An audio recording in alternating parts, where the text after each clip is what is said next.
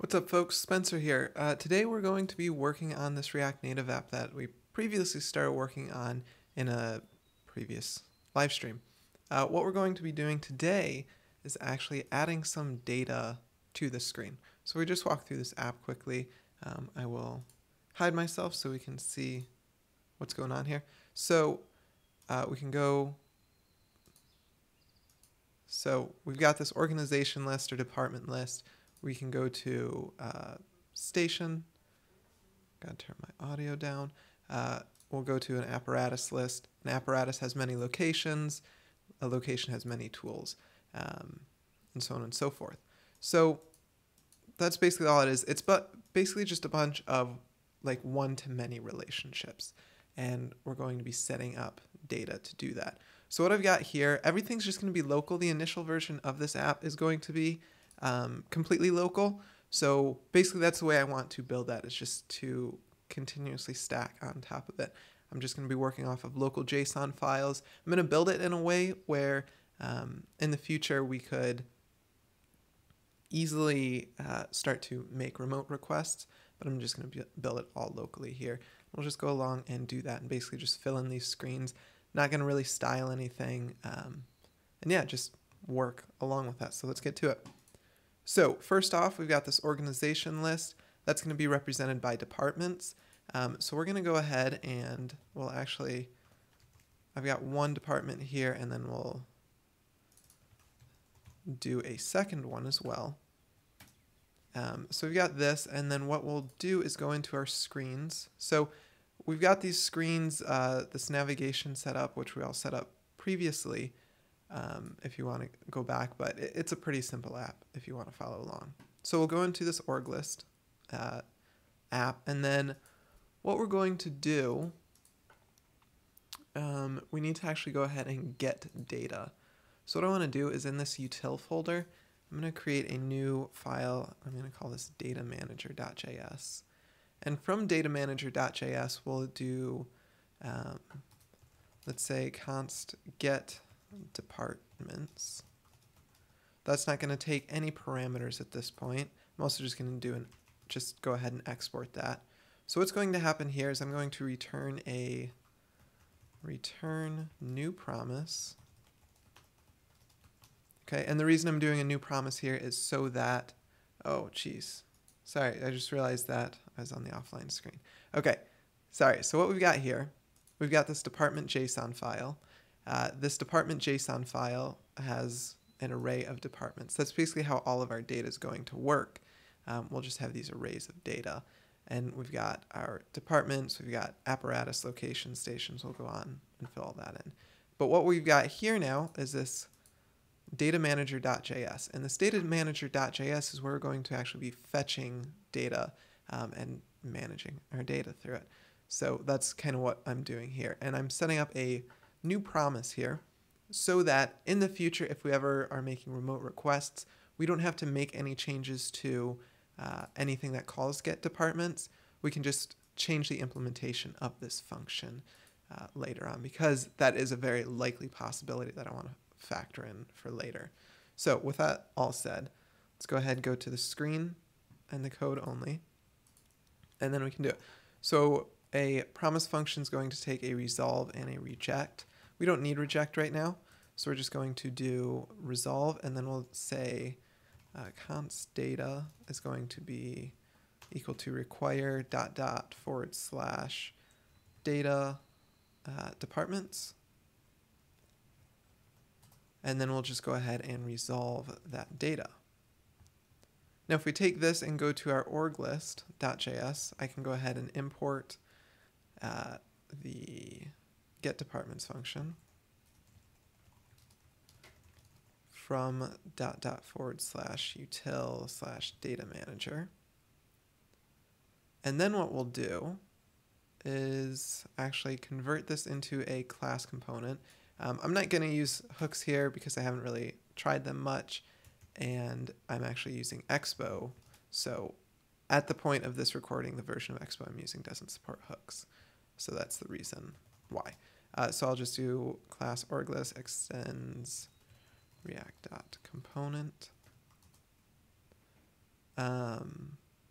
So we can set up a render in which we'll return what we had previously. And navigation needs to come from const navigation is going to be equal to this dot props. Okay.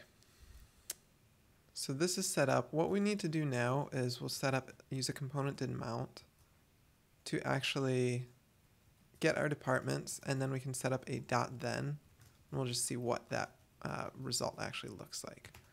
So I'll do a console.log res, delete this. That should be okay.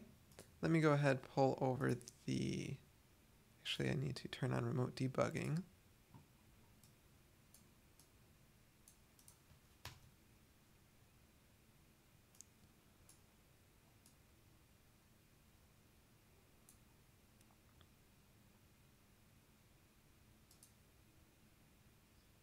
Okay, so we can see we've got this array coming back, which has our departments in it.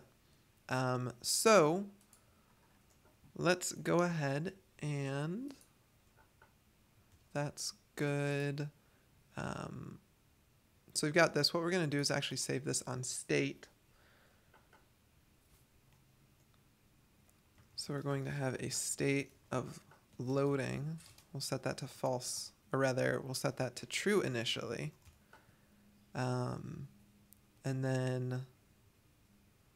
let's see, we'll have departments. It's going to be an empty array. So when we get this result back from our server, go ahead and say this.setState, loading to false, and then departments to be the result.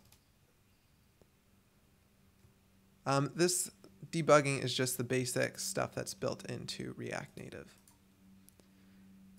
Okay, so we've got our departments, we've got loading. We're going to say, we'll go ahead, pull those off of state, and departments is equal to this.state. And we'll say if loading, we'll just go ahead and return the activity indicator, I believe.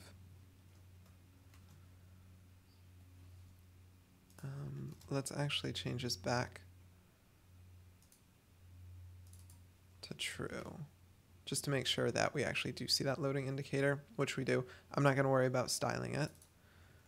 Okay, so we can set that back to false. Let's see. So next thing I'm going to want to do is use a flat list, which is going to come from React Native or React Native gesture handler.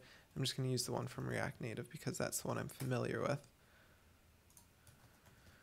So we've got a flat list. A flat list is going to take data. Our data is going to be that array of departments.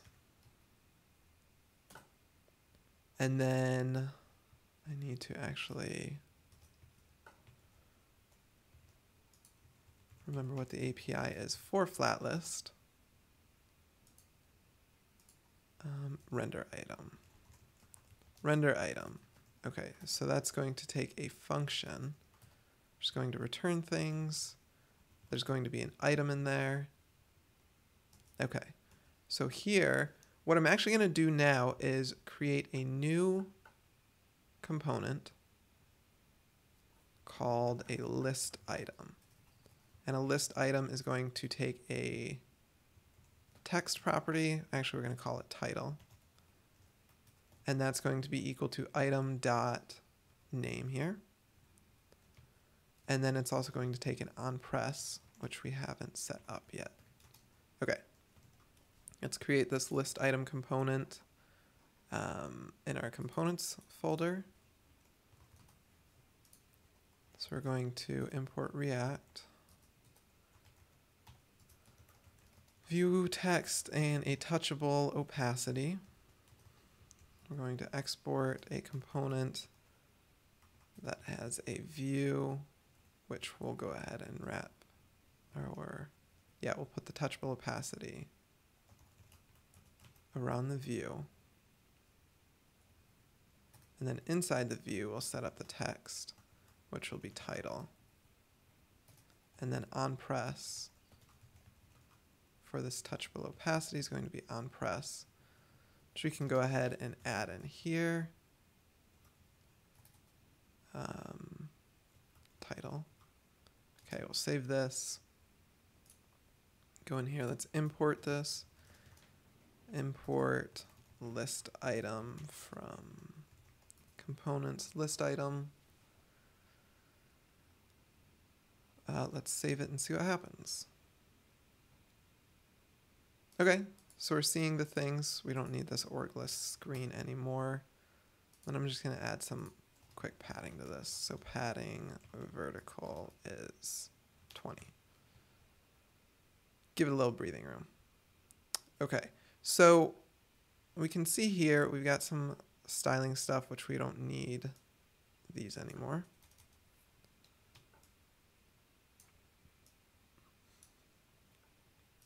I need to plug my computer in. Okay. So if I save this, we can see we've got the data we expect. We see we've got this warning down here, which is basically just saying we need to tell it what our keys are, what our unique keys are, so it can make rendering efficient. So looking back at the docs, I want this key extractor function.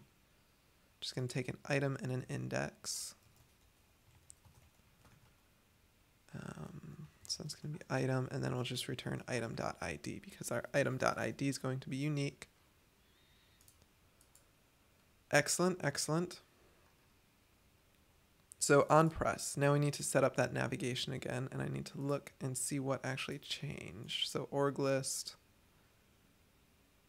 we just need this navigation.navigate to station list.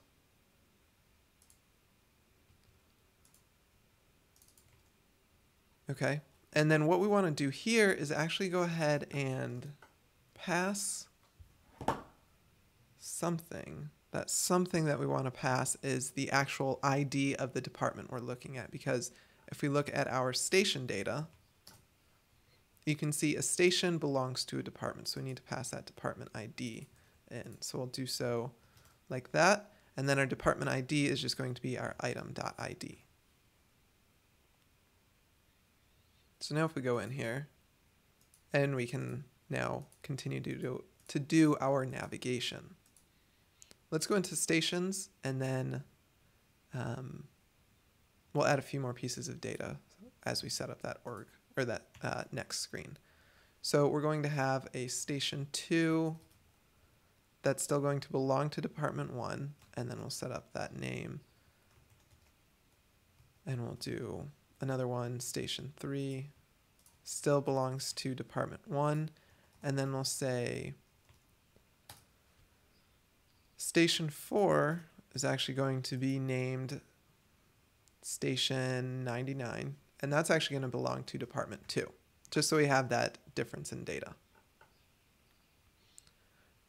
Looking over at the comments really quickly, remote debugging. So all you have to do, at least all I've ever done, is open up this development menu, which you can do on iOS, Command D. I think it's like Command M on Android emulator, or you shake the physical device and you just press this start or stop remote debugging. That's then going to open up this debugger window, and it should automatically connect. If you're on Android, there might be some issues with the way the URLs work, but I'm not exactly sure off the top of my head what those changes are you have to make that work. Okay, so we've got our second department here. Now what we want to do is actually go, so we're done with our department, or our org list file for now. We're going to go to our station list.js. So just like the org list, which we'll actually go and grab, we're just going to set up this kind of pattern once again. So I will first create a new function called export const get stations. Okay, and this get stations is actually going to take one argument, and that's going to be the department ID. Okay, so we can return a new promise, which we're just going to use a resolve here. And then what we can do is we're going to grab our data, going to require data/stations.js. And this time we're going to say filtered data. And here we're going to do data.filter item, where the item dot department ID, because if we look back at stations, the station is going to have a department ID. We want to find the one that matches the department ID we're passing to it. So we can then go ahead and return our, or rather, resolve our filtered data. And theoretically, that should work. So going back to our station list, let's go ahead and import get stations from util/data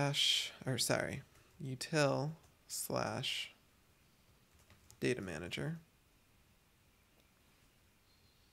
We're then going to go ahead and create a class-based component so we can have state.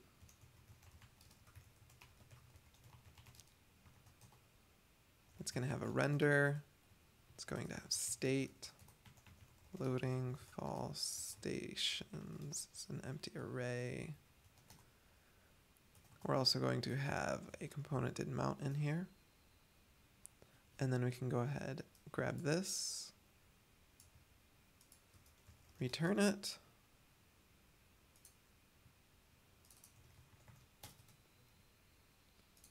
Say const navigation is equal to this dot props. All right, taking a sip of water quickly.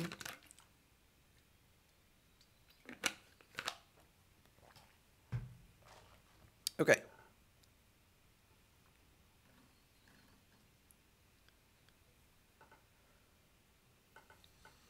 So we've done this. What we want to do now is grab our get stations, and then we're getting our department ID. So if we go back to our org list, whoops, we're passing that as a parameter with our navigation library. And since station list is also within the navigation, it's a registered screen, we've got access to this.props.navigation in here as well.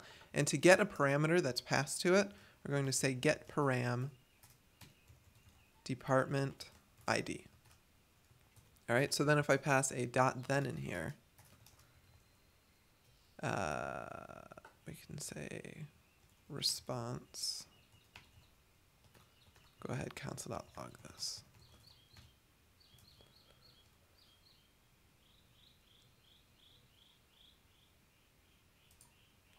Okay, go into our demo department. We've got 3 coming back. Second department, we've got 1 coming back, which is what we expect based off the data we have. Now, you may be wondering, why don't we just grab like all of the data we need right here in our org list screen? And it may make sense if you have just one department with a couple stations. But basically, as we go deeper into all of this data, we could belong to just one department. One department could have 4 apparatus. Each apparatus is going to have 6 or 7 locations on it, and each location is going to have, a dozen plus tools on there. That's a lot of data that's you're passing between each screen. So what I always like to do is pass along the most minimal piece of data from the parent screen, the master screen, the master list screen, to the details screen, which in this case is going to be our station list. And then from there you can go ahead and just grab the necessary data. So that's what this get stations function is doing, is we're just grabbing the stations for this single department. We're not worrying about any of the other departments, any of the other stations, anything else. We just care about this one piece of data. And then that's something that's kind of very cheap and very easy to just go ahead and pass on to that next screen. That way, we don't have any issues, or we reduce the likelihood of issues where rendering could happen or this navigation transition isn't going to be smooth. We always want things to look, very smooth and very fluid. So all that said, let's actually go ahead and render this. So we'll grab our list item component once again, and then we can replace all this jazz. We'll go ahead and import our flat list.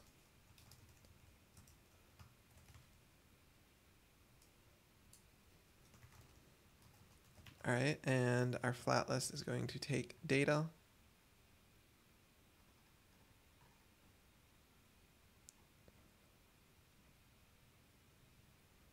Our data is going to be this. Actually, let's just follow the same pattern. So it's going to be stations. Stations is going to be stations. Let's see, this dot state. And then we can do a render item, which will go ahead and return our list item. All right, and that's going to take a title, which is going to be our item.name. Actually, let's check our data. Yeah, item.name. And then on press, we're going to call navigation.navigate to apparatus list. And then once again, we want to pass along the station ID. So we got station ID is going to be item.id. Okay, so where's item coming from? That's a parameter to, or an argument to our render item function. And then the key extractor, last thing we need to do here is going to be item.id. Okay, nothing is showing up here, and that's because we haven't actually updated state. So we'll say this.setState. Stations is going to be equal to our response.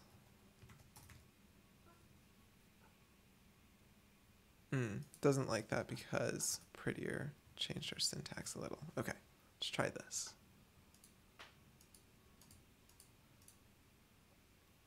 When in doubt, continue to refresh. Okay, cool. So we've got our demo department. Then we can go into station 1. Something's up with our packager. There we go. Okay, so we're seeing demo department. We've got those 3 departments. And then second department, we've got just that single station. We're not using loading here, so we can just get rid of that. Let's go back to the list item and add some horizontal padding, just because it was bugging me. Okay, so we can go into each one of these and we can continue to nest in and add that data. One last thing we'll do, just so we can see what's going on here, but we'll also import an activity indicator again down here, and we'll say if loading. If we're loading, we're going to go ahead and return that activity indicator. And again, we're doing that just in case in the future we're setting up live data that has latency in a network request.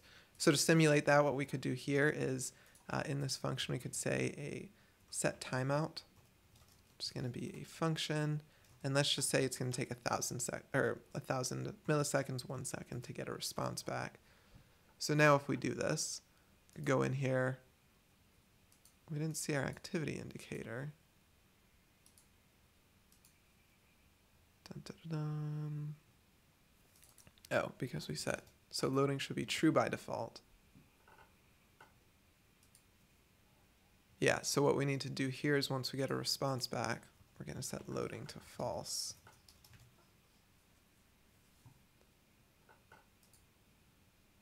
And you can see we got that activity indicator loading for a second, and then we've got our data showing up. So that's kind of just the process that we're going to want to follow through with as we're setting up these different data, fetching data, and kind of rendering all of that stuff as we go along to get our app to actually start rendering things into our existing navigation structure. So that'll be it for today. I'll go check out some comments real quick and then we'll wrap things up. Okay, let's go ahead, bump me on the screen. So, using both React State and Redux, is that okay? Hell yeah, it is. I don't think there's any reason why not to, because with Redux, there's a lot of moving pieces. You've got your actions, you've got your reducer, you've got the actual store you need to set up. Sometimes that information doesn't necessitate being in Redux. Redux is great as a global store, so anything you need to access from multiple places makes sense being in Redux. Whereas something quick and easy that doesn't really matter further down the line, it makes sense to stay in React, just component state. So one example that I like to use is form data. If you're managing all of your form data yourself, that doesn't make sense to go into Redux because it's just on that one form. Then you're going to submit it or do whatever you're going to do with it once you're done. So as someone's typing into an input, say adding their name, you don't need to update Redux with that state each and every time. It doesn't belong there. It would make much more sense to keep that in component state, and then once they press submit or do whatever to finish that action, and you need that information somewhere else, then go ahead and update Redux with that. So in all of my applications that use Redux, I use both Redux and component state together. Next one, for local state where it doesn't affect anything outside the component. I'm not sure what that comment is, unfortunately. So what is the template? Not using a template here, I just did expo init apparatus trainer, and that is in my previous live stream video. As for using libraries in my videos, I try not to use libraries because they change. The API changes, and that can cause a lot of issues as things change. So I want to focus on whatever the topic at hand is as best I can. And also, it's just a personal thing I do is I don't like to bring a library in until it's absolutely necessary because there's that overhead of managing that dependency that comes with it, keeping it up to date, reading those change logs. So I like to write things as much myself as I can. It's just something I choose to do. How to load a video from a database. I mean, I've never done that before, so I'm not exactly sure. Oh, as for the theme for VS Code, so this is the, let's see, how do I get to themes? I'm blanking on the name of it right now. Color theme. So this is the Night Owl theme. Yeah, down here, Night Owl by Sarah Ito on Twitter. Just look up Night Owl. It's an absolutely fantastic theme to use, easy to read, and I especially like it because it's good for anyone with, at least I'm told it's good for people with color who are colorblind so that they can see things. It's a high contrast theme, which is great for these videos. I want to make sure everyone can see everything. Okay, so yeah, I think I'm wrap that up. Thank you to everyone who joined today. I really appreciate it. Let me know what kinds of things you want to see. I might continue on with development of this app through these streams because it's really the only time I'm working on this little side project of mine. So thank you all again. I hope you got some value from it. Ask me your questions. I'm more than happy to answer. And until the next stream, if you want to learn more about React Native, you can go to reactnativeschool.com. And I've got 75 plus tutorials on there, all kinds of good stuff. So go ahead, check it out. Thank you again for joining. I really appreciate it. And I'll see you next time. Bye.